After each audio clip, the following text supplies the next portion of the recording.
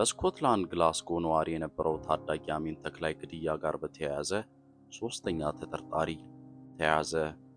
የ18 ዓመቱ አሜን ከ3 ሳምንታት በፊት በከተማዋ ሚርሂል አካባቢ ክላሬንደር ጎዳና ላይ በተፈጸመበት ጥቃት በጸና ቆስሎ መገኘቱ ይታወሳል።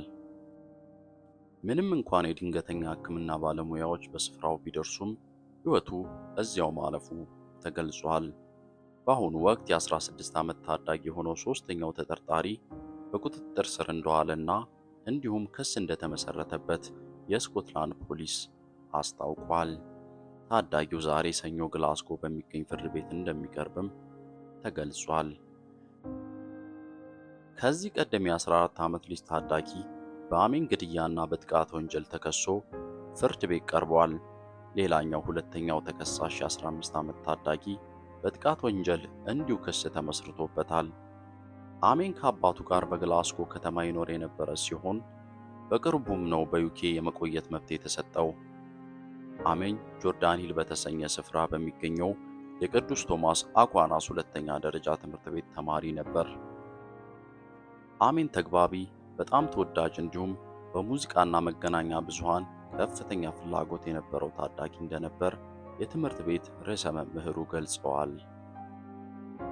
ርዕሰ መምህር ክሌር ማንኪሊ የታዳጊው ሞት ለትምህርት ቤቱ ማህበረሰብ አስደንጋጭ ነበር ብለዋል።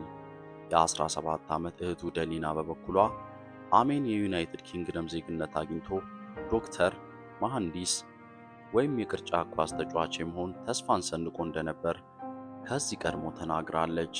ታዳጊው በግላስጎ ለ8 ዓመታት ያህል ኖሯል። አሜን ወንድሜ ብቻ ሳይሆን የቅርብ ጓደኛዬም ነበር ስትል ለዜና አውታሮች ተናግራለች። አክላም በጣም ተወዳጅ ልጅ፣ በጣም ደግና ብሩህ ነበር ብላለች። የስኮትላንድ ፖሊስ በአሜን ግድያ ላይ ሰፊ ምርመራ ማድረግ መጀመሩን አስታውቋል። ሱፐርኢንቴንደንት ቼሪል ኬሊ እንዳሉት መልሱ ያለው የአካባቢው ማህበረሰብ ጋር ነው ካሉ በኋላ ባልደረቦቻቸው የመንገድ ላይ ካሜራዎችን እየተመለከቱ እንዲሁም ቤት ለቤት በመሄድ ጥያቄዎችን እያቀረቡ መሆኑን ተናግረዋል። አክለውም በዚህ አስጨናቂ ጊዜ ሐሳባችን ሁሉ ከአሜን ቤተሰቦችና ወዳጆች ጋር ነው፣ ለእነርሱ ልዩ ድጋፍ ማድረጋችንን እንቀጥላለን ብለዋል። ፖሊስ ግድያውን በሚመለከት መረጃ ያለው ማንኛውም ሰው ለዚህ ምርመራ ተብሎ በተከፈተው የመረጃ መቀበያ በኩል ጥቆማውን እንዲሰጥ ጥሪ አቅርበዋል።